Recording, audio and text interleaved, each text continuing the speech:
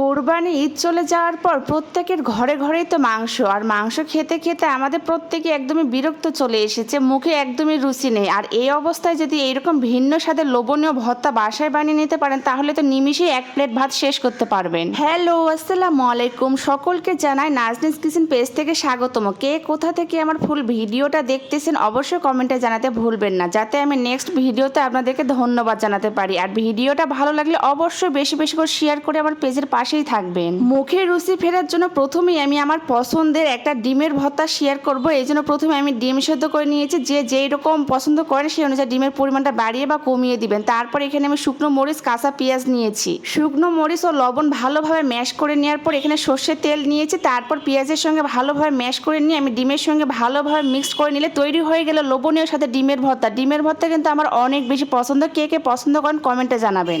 হাতে যখন একদমই সময় থাকবে না তখন ঝটপট এই ডিমের ভর্তাটা বানিয়ে নিতে পারেন। একদমই সময়হীন একটা ভর্তা, একদম ঝামেলাভাবে দেখানোর চেষ্টা করেছি, আর এটা খেতে কিন্তু অনেক বেশি মজার হয়। দ্বিতীয় স্টেপে আমি আমার পছন্দের আলু ভর্তা শেয়ার করব। এই জন্য প্রথমে আমি পরিমাণ মতো আলু নিয়ে ভালোভাবে সেদ্ধ করে নিয়েছি, আর আলুটাকে ভালোভাবে ম্যাশ করে নিয়েছি। আলুটা আপনি চাইলে হাতেও ম্যাশ করতে পারেন অথবা মেশার দিয়েও ম্যাশ করে নিতে পারেন খুব সহজেই। আলু ভর্তা কিন্তু শুকনো মরিচে অনেক বেশি মজা লাগে, এই জন্য আমি প্রথমে শুকনো মরিচ ভালোভাবে ভেজে নিয়েছি। তারপর এখানে আমার পছন্দ মতো লবণ দিয়ে ভালোভাবে ম্যাশ করে নিয়ে পেঁয়াজের সঙ্গে ভালোভাবে মিক্সড করে নিয়ে আলুর সঙ্গে মিক্স করলে তৈরি হয়ে গেল লোভনীয় সাথে আলু ভর্তা। হাতে বানানো এই আলু ভর্তাটা খেতে কিন্তু এক কথায় অসাধারণ হয়। গরম গরম ভাতের সঙ্গে এরকম যদি আলু ভর্তা থাকে তাহলে নিমিশেই আপনি এক প্লেট ভাত খেতে পারবেন, এত বেশি মজার হয়। তৃতীয় স্টেপে আমি এখানে টমেটো ভর্তা দেখাবো। এই জন্য প্রথমে আমি টমেটো নিয়েছি পরিমাণ মতো, আর মাঝখানে কেটে নিয়ে আমি সামান্য তেলে একটু ভেজে নিয়েছি। তারপর উপরে চামড়াটা আমি উঠে নিয়েছি আর ভালোভাবে হাত দিয়ে ম্যাশ করে নিয়েছি।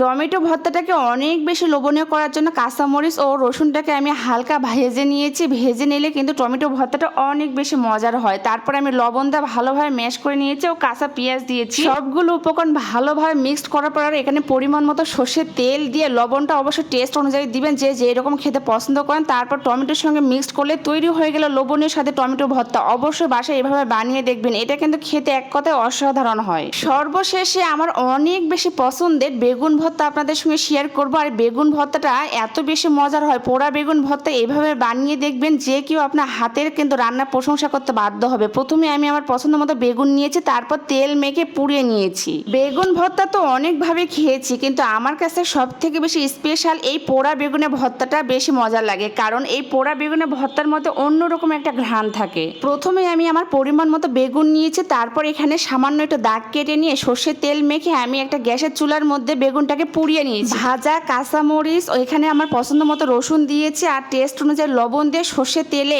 এই ভর্তাটা খেতে যে এত পরিমাণে মজা, অবশ্যই বাসায় একবার হলে বানাবেন।